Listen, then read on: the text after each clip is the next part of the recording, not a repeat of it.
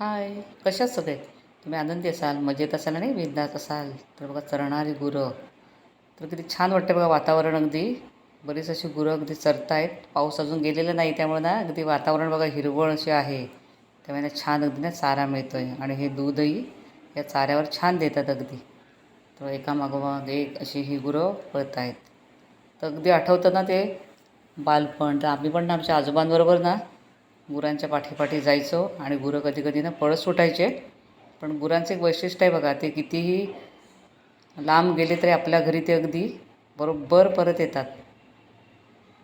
तर बघा किती अशी गुरं आहेत ती आणि लाईनीतच आपल्या अगदी ती घरी चाललेली आहेत.